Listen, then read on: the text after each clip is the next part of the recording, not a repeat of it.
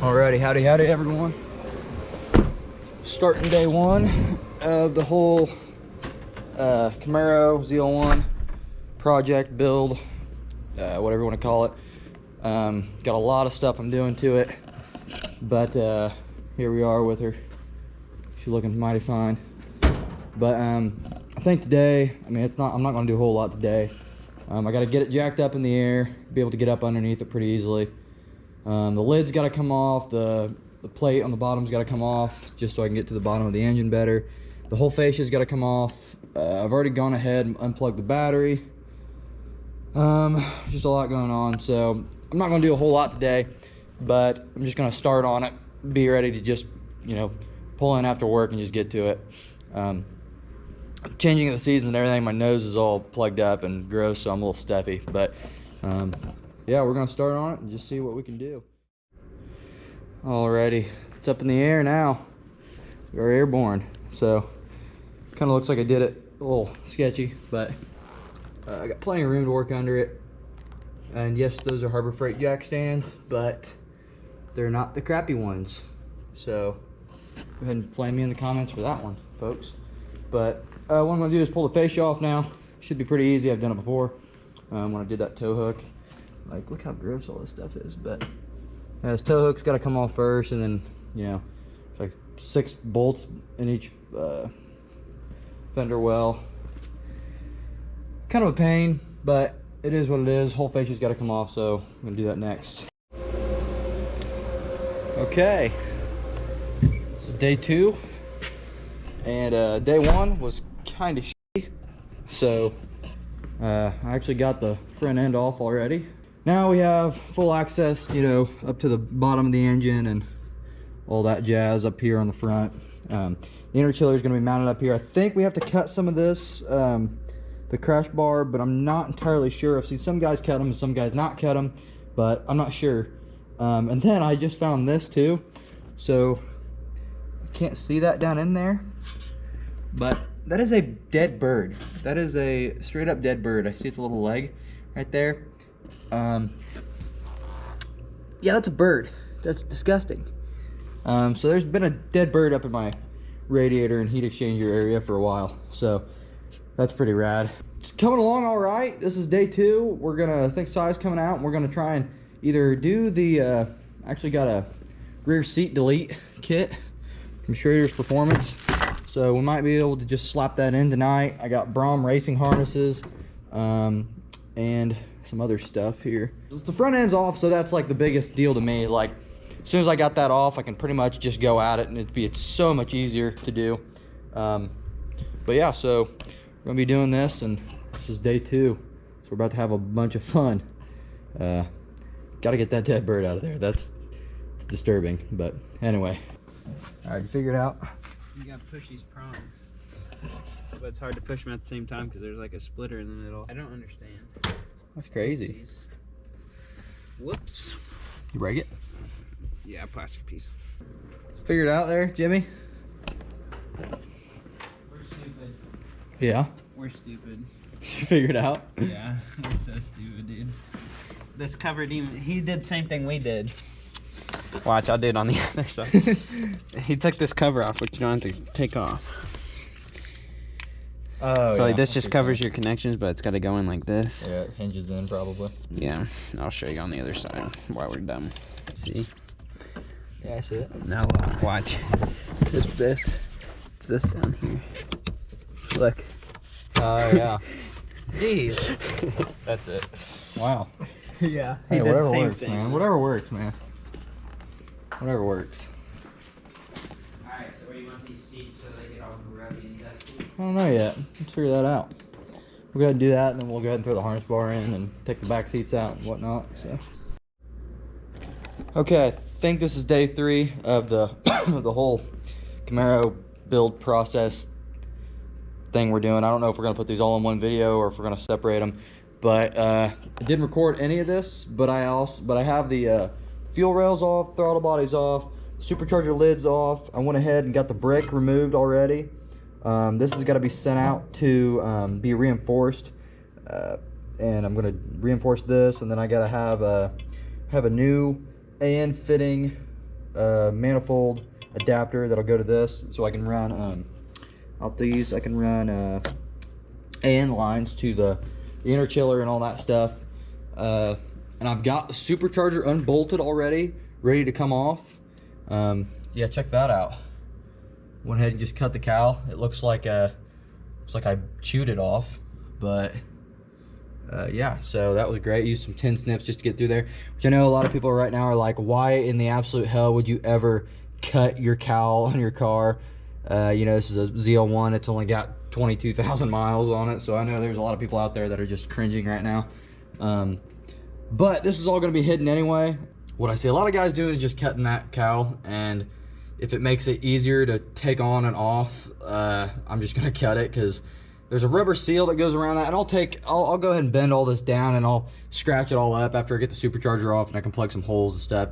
I just don't want to get any metal shavings anywhere, but I can do all that and it'll look pretty decent. And then you throw over the cover back on it. There's like little black cowl covers that go over this, so it won't matter, you'll never even see it. And I know a lot of people are still going to be like, why would you ever do that, you know? Oh my god, dude, you ruined that car.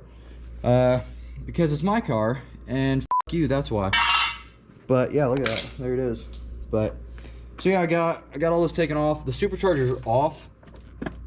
I mean, it's off and ready to go, but it is extremely heavy for my scrawny arms. So I'm just gonna wait till Cy gets here and we're gonna pull this off. Okay, got the blower off. Supercharger's over here, just chilling. I went ahead and I took a razor blade to all this and got all the old gasket maker off. Just took a Scotch-Brite pad, kind of went to town on it, threw some Penetro 90 on it, just to make it, you know, kind of almost polish that, because it's aluminum, so I didn't really want to gouge it anywhere or, you know, take off too much, so that it didn't seal very well. Went ahead, got the pulley on. That was not too bad. Not the easiest, but if you've got it all out and about, it's not too bad to do. So got the solid isolator on there, that's ready to go in, which I probably shouldn't have put that on there just yet. Probably should have put it on this part, but I did not, so I'll figure that out. I'll get it on either way. I just bought my intercooler brick. I bought a new gasket here. It was only 20 bucks. I said whatever, might as well get it. This one's in really good shape, but I figured might as well just buy another one just to have and put it in while I got it out, because the lid taking off is not fun. So I got this one. I'm gonna have to ship this thing out tomorrow. Went ahead and also did my injectors. So these are the ID 1300X injector dynamic injectors. Those are a little bit too big for what I got going on and what I'm doing, but my tuner said they should work no problem. But it would be, he said it'd be more beneficial to do a cam while I'm at it. I already took off the fan. It's over there, the fans are right there. Went ahead, took out the fans, got the, you have to pull this radiator hose off to get the fans out.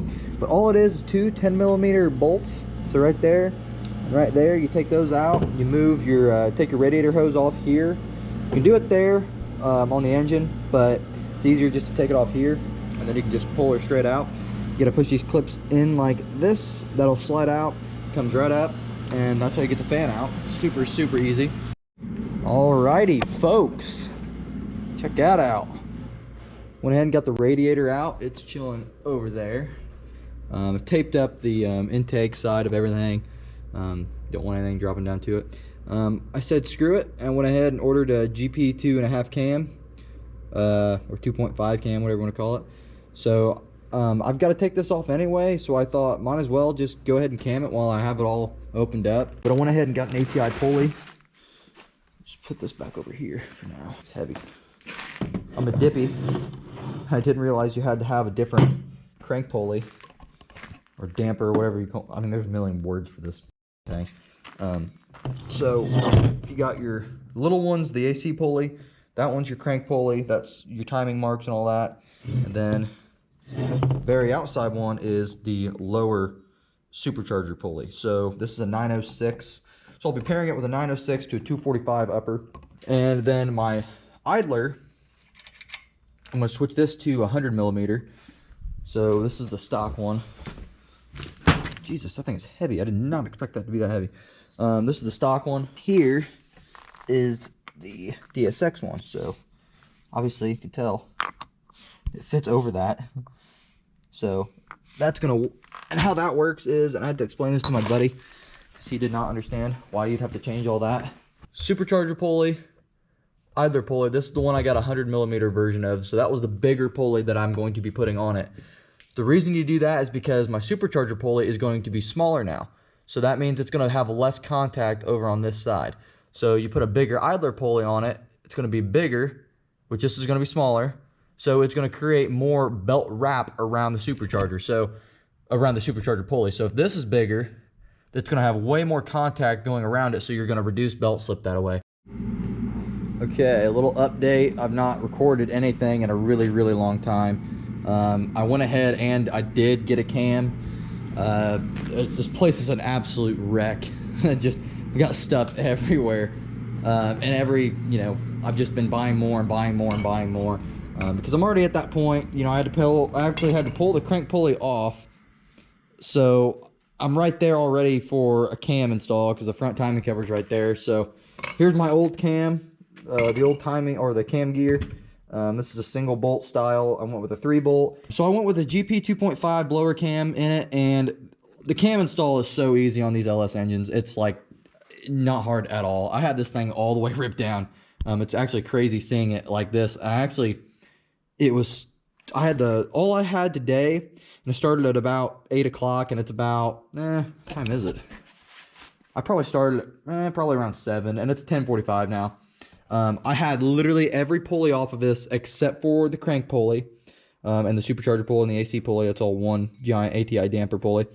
And obviously the AC compressor is still on it, and I had the alternator on. So the bottom part, I didn't have the water pump on, I didn't have the blower on, I didn't have the lid on, which the lid's still not on. You can see, pick it up right there.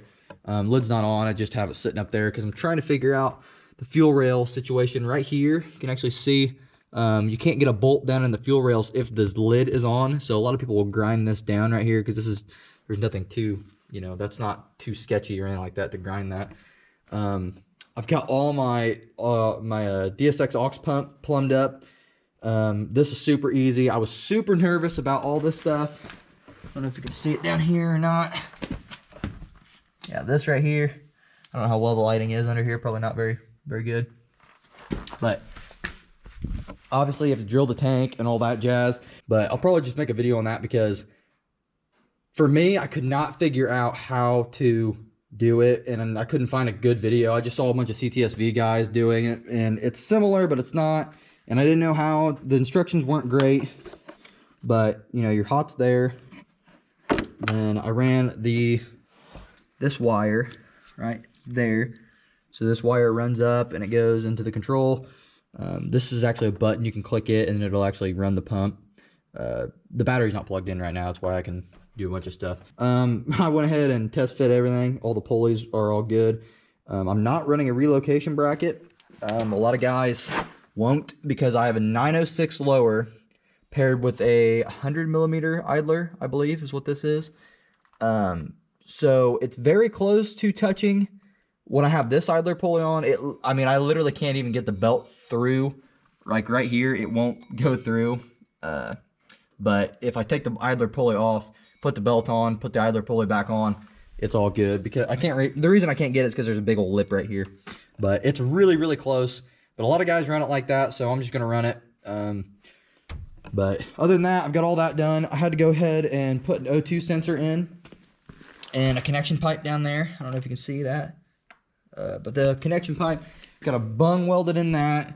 And I brought a PLX, I bought a PLX wideband unit.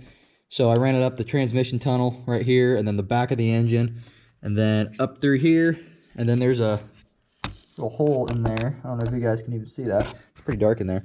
But there's a hole you can pop out in the firewall. And then you can go ahead and throw it through here. Grab a flashlight real quick. Okay. So as you can see, there's a hole in the back of the firewall. It's like really, really high up. And actually I pushed that thing, that plug, and it fell behind the carpet and all that, and the firewall insulation.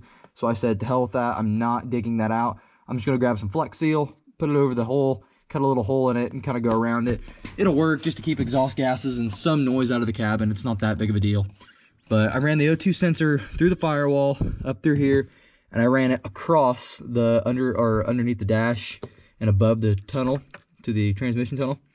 Obviously you can pull out this. This is my 2-step controller, and then I have a line lock up front, a Hurst line lock system.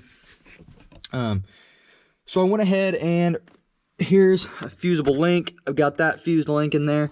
I ran it to, I actually have it to where I can hook and unhook, just in case that fuse does pop. Then I can just easily take it apart, and I don't have to cut wires or anything. I grounded it one right there. A lot of people use this ground right here. I don't know if you guys can see this. See my ground right there. I actually just took a self-tapping screw and zipped it into the dash right here just to make a ground, because I couldn't get it. And I'm not gonna, a lot of guys will actually ground these under this like 15mm bolt right here, and this wire is like a 20 gauge wire. It's tiny, so there's no way I was doing that. But anyway, I grounded that, and this is to the power for the PLX, and I ran it across there. So obviously this is your power and ground. And then I also have my analog system. So my analog 1 to 5V or volt or whatever that is. I don't understand wideband talk at all. This is all a learning process for me. But this gray wire goes into the PLX, and this is a ground just in case I need it. And I went ahead and put a connector on here. There's a male end on that one.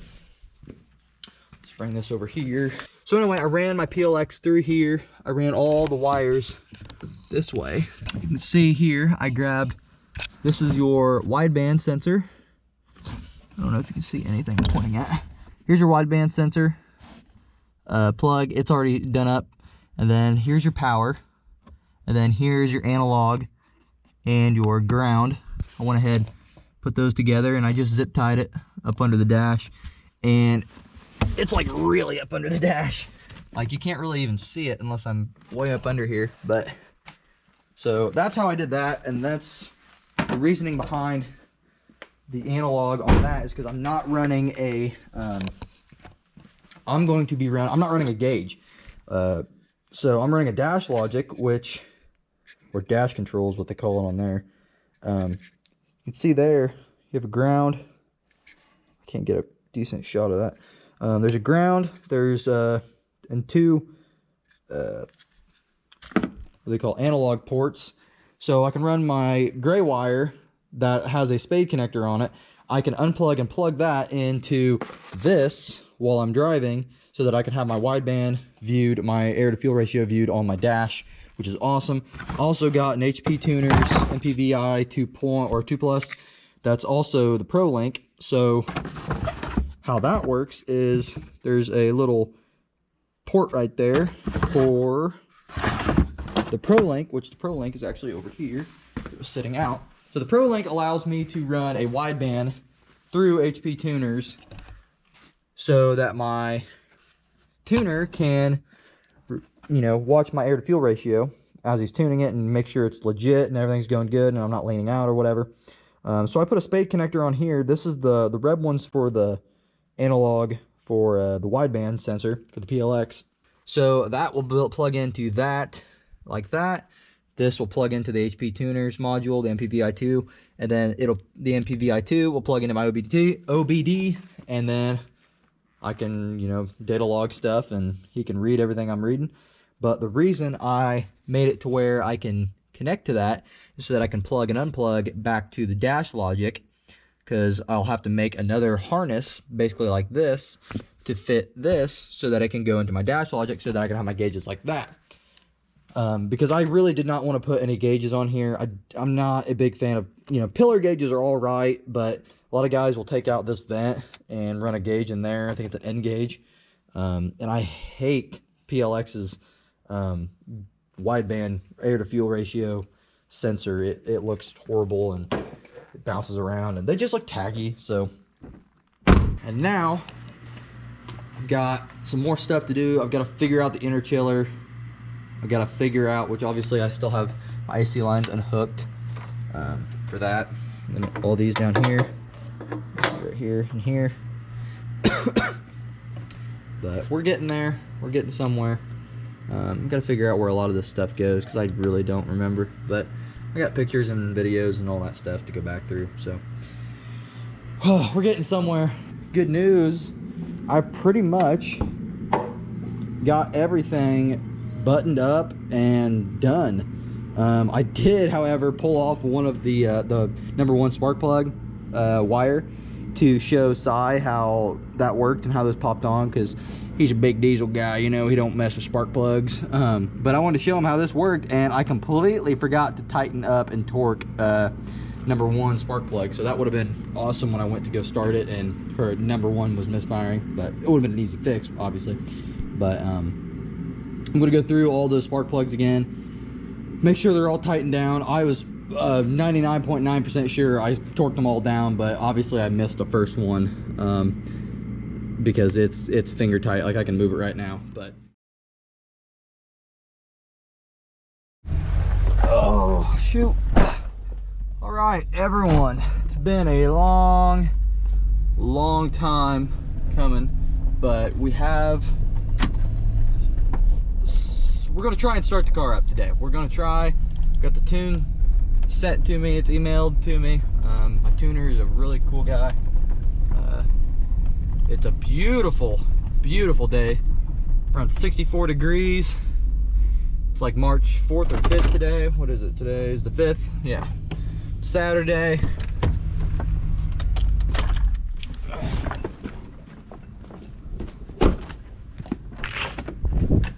Got a lot done with this. Still doesn't look like it's ready to start, but I've been doing, got some E85. Everything's pretty much ready to go. I got some AN lines mounted up. I've got the solenoid finally, I got the solenoid finally not wired up. Yeah, I mean, some of it's wired up. I got my relay wired up.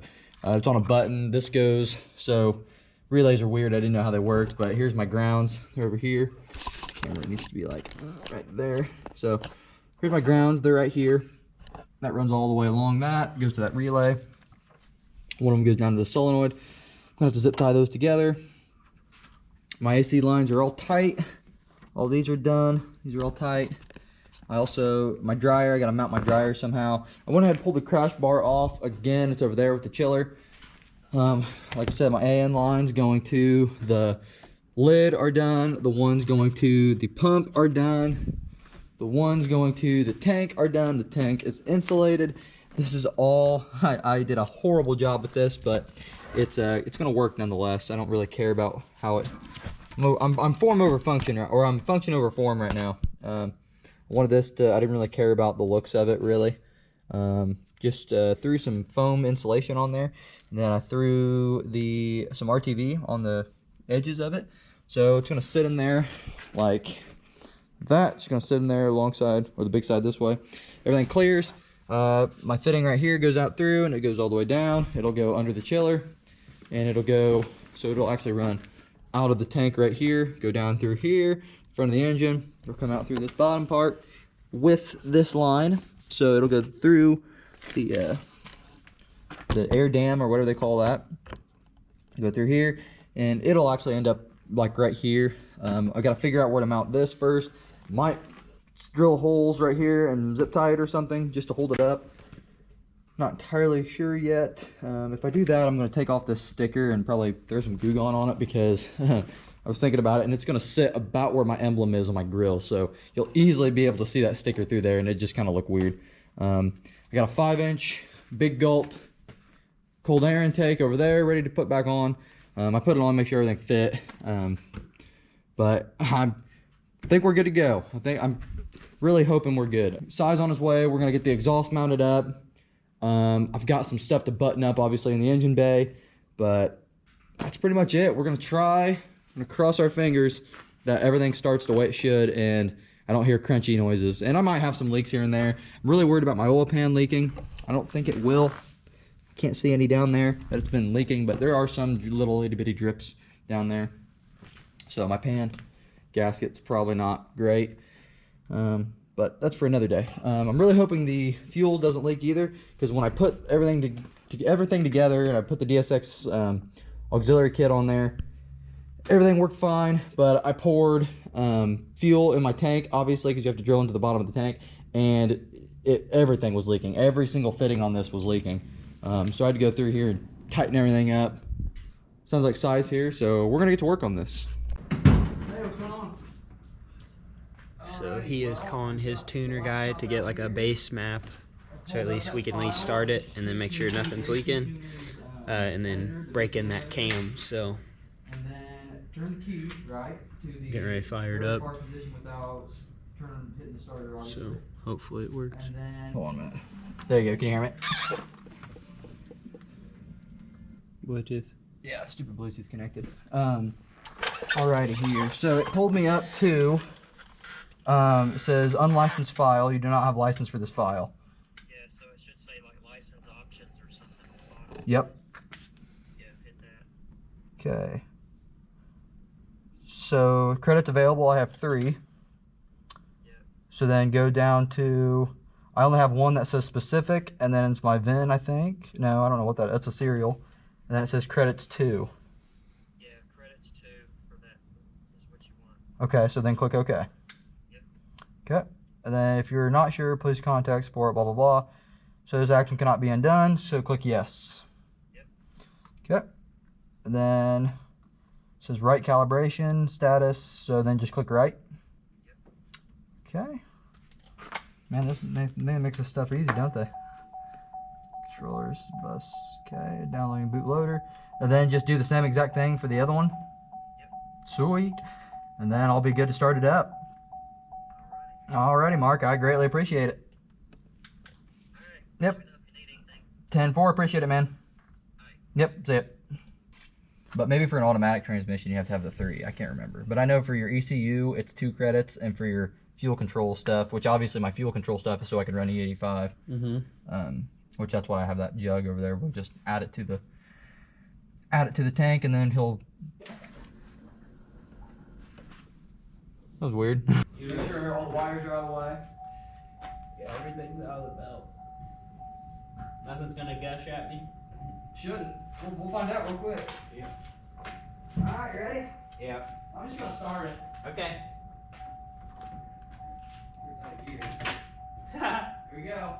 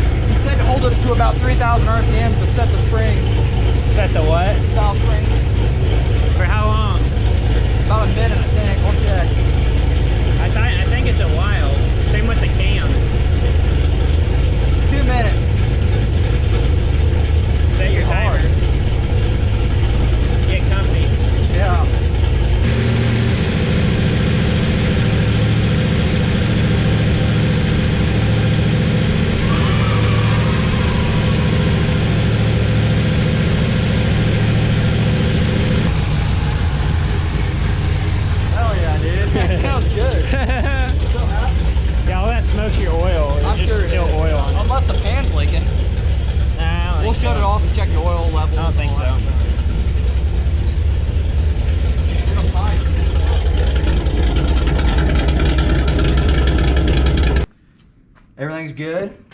Startup went good. We didn't see any leaks yet that are like alarming or anything like that. There are a little bit of leaks on the bottom of the pan, but I don't know if it's just stuff that's kind of running down the engine where I filled it. I spilled a little bit on the valve.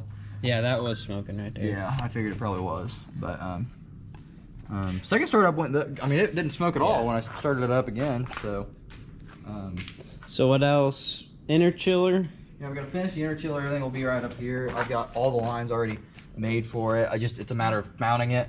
Tank. The tank. I gotta put the tank in. Yeah, dude. And it's ready to rip. I'm telling you. Not, So and then I gotta figure out how to mount this. Yeah. I gotta mount this.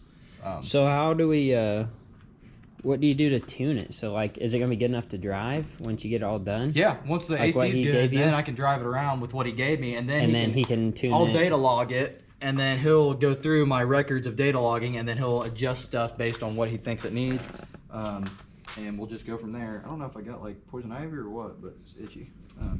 But that should be it. Honestly, I think we'll be good after that. I'm still gonna clean up some lines like these and put wire room around them, but it runs. That's all that matters. It runs good. I'll have to change the oil again. I want to make sure again that there's no leaks.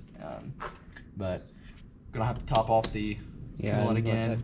Once it cools down, we'll open her up and figure stuff out. But I gotta remember to put the coolant pump or the supercharger pump fuse back in and the compressor fuse when we go to do the Freon, the refrigerant, into the AC, because obviously you don't want that thing not running. So, all right, no leaks so far anyway, because obviously, you know, once you start thrashing it around, you don't know if it's gonna leak or not, because the one in the tank's a little sketchy. Just got pipe dope around it to make it not leak, so Okay. I think we'll be good. I'm pumped. It's all going. So. All right. We'll see where it goes. Next time it should all be going together. Yeah, next time we'll do a smoky burnout. And... All right.